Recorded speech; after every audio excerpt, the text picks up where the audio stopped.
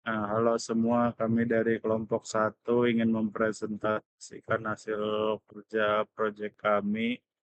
Nah, di sini kami akan menjelaskan tentang flowchart, ladder diagram, serta cara kerja dari mesin yang kami kerjakan. Kita mulai dari, sebelum itu perkenalan diri dulu. Nama saya Khalifara Fauzan dengan NIM 79.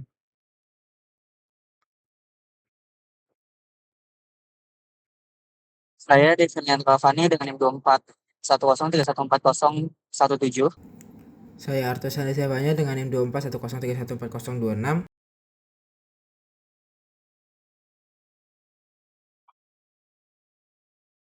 Saya Richard Haris dengan NIM 240314033. Oke, kita mulai dari flowchart-nya. Oke, di sini saya akan menjelaskan tentang proses dari sistem yang kami buat. Pertama dimulai dari di start, lalu dari start ini ada tiga pilihan tombol. Ada start, stop, dan emergency. Oke. Yang pertama adalah emergency, di mana ketika tombol emergency dipencet, sistem akan mematikan konveyor dan robot, lalu akan meng-on sistemnya. Lalu jika tombol sistem dipencet, maka hanya akan menghentikan bagian yang masuk, tapi sistem secara keseluruhan masih berjalan. Lalu ketika tombol start dipencet, emitter akan mengeluarkan barang. Lalu barang itu akan berjalan melalui conveyor satu. Lalu barang itu akan dipindahkan oleh robot handling. Mesin sensor akan mendeteksi jenis barang. Di sini ada dua kategori barang yang kami input atau kerjakan, yaitu green atau. Nah, jika barang itu adalah blue, maka akan sort ke jalur blue. Lalu barang tersebut akan masuk ke counter, lalu barang akan keluar dari sistem dan berakhir sistem yang kami buat. Oke, berikutnya tentang penjelasan tentang ladder diagram. Oke, kita mulai dari atas. Oke, baik. Pada diagram ini, pada sistem robot handling dan sorting ini dibuat menggunakan software CX Programmer dengan PLC Omron sebagai pengendali utamanya.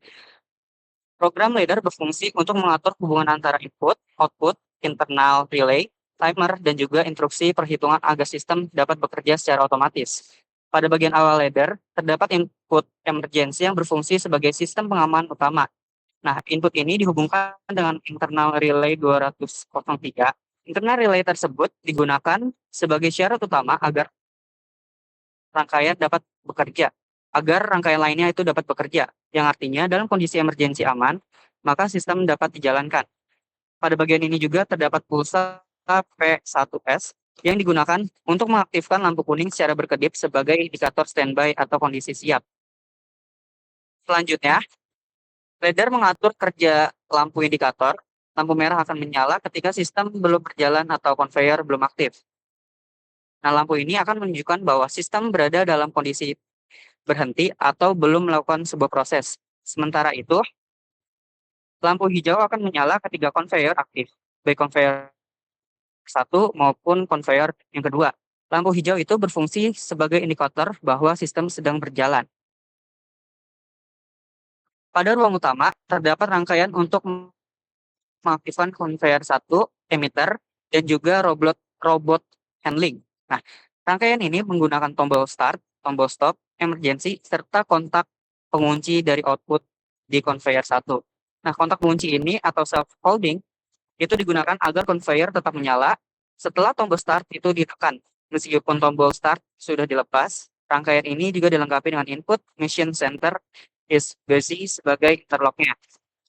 Jika mesin center sedang sibuk, maka conveyor dapat dihentikan sementara agar proses tidak saling bertabrakan. Oke, output the key 100 ini digunakan untuk mengaktifkan conveyor 1 dan output 101 itu digunakan untuk mengaktifkan emitter untuk mengeluarkan barang. Dan output dari 102 ini digunakan untuk mengaktifkan robot handling. Ketiga output ini bekerja sebagai bagian utama dari proses. Terdapat sensor 1 dan sensor 2.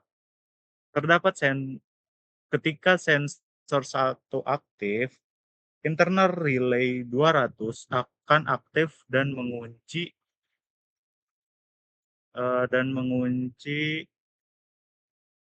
rangkaiannya. Internal relay ini kemudian mengaktifkan output 104 sebagai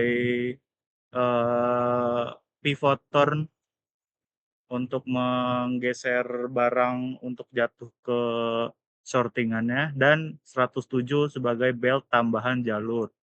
Pada ruangan ini juga terdapat timer dengan nilai 5 detik.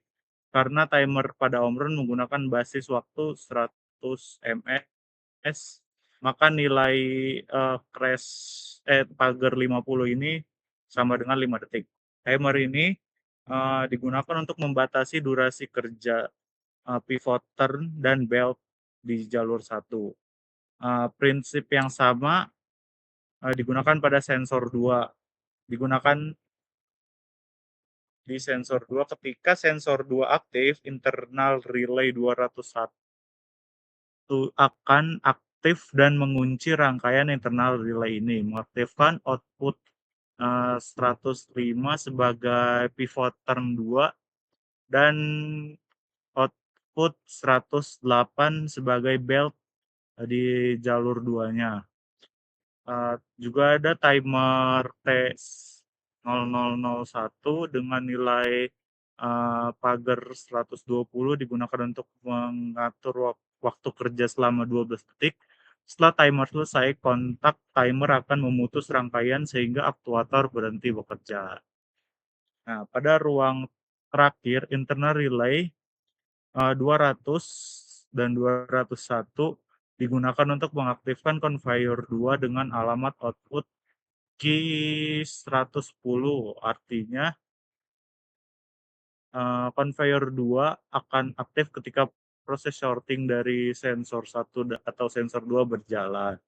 Selain itu terdapat instruksi add ++590 yang berfungsi sebagai increment atau penambahan nilai pada data memori D1.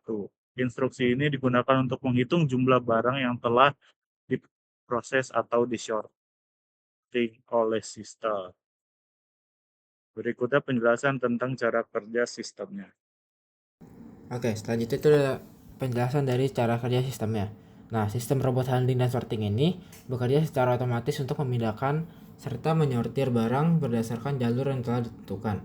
Proses ini dimulai ketika kondisi emergensinya tidak aktif, sehingga sistemnya berada dalam kondisi aman.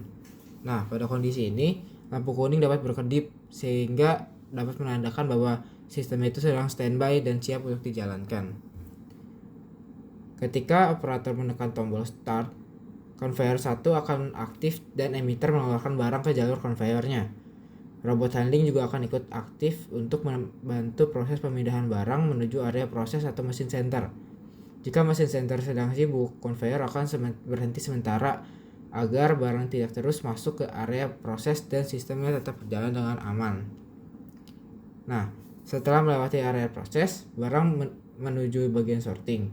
Sensor 1 dan sensor 2 digunakan untuk mendeteksi jalur atau posisi barangnya. Jika sensor 1 aktif, maka sistem barang akan mengaktifkan turn 1 dan belt tambahan jalur 1 selama 5 detik. Tetapi jika sensor 2 aktif, maka turn 2 dan belt tambahan jalur 2 akan aktif selama kurang lebih 12 detik. Timer ini digunakan agar aktuator bekerja sesuai durasi yang dibutuhkan dan berhenti sesuai dengan jika prosesnya selesai. Saat proses sorting berlangsung, conveyor 2 akan aktif untuk membawa barang menuju jalur keluaran. Setelah barang berhasil diproses, instruksi increment akan menambahkan nilai pada memori D1 sebagai penanda jumlah barang yang telah disortir. Lampu indikator digunakan untuk memantau kondisi sistem. Lampu merah sebagai tanda berhenti, lampu kuning sebagai tanda standby, dan lampu hijau sebagai tanda sistemnya itu sedang berjalan. Secara keseluruhan, sistem ini bekerja mulai dari pengaktifan sistem, pengeluaran barang oleh emitter, pemindahan barang oleh conveyor, dan robot handling, pendeteksi oleh sensor, proses sorting menggunakan turn dan belt tambahan, hingga perhitungan jumlah barang yang telah disortir. Sistem ini menunjukkan bahwa penerapan PLC dapat mengontrol proses otomasi dengan aman dan terstruktur. Berikut adalah video simulasi dari kelompok kami.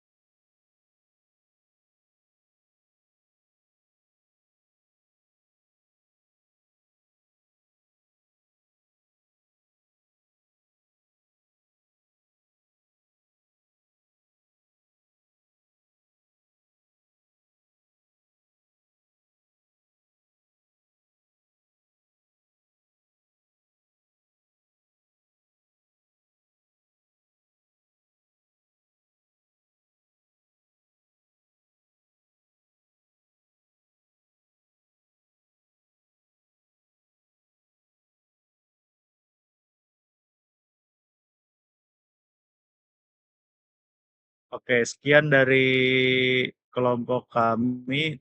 Kurang lebihnya mohon maaf. Terima kasih.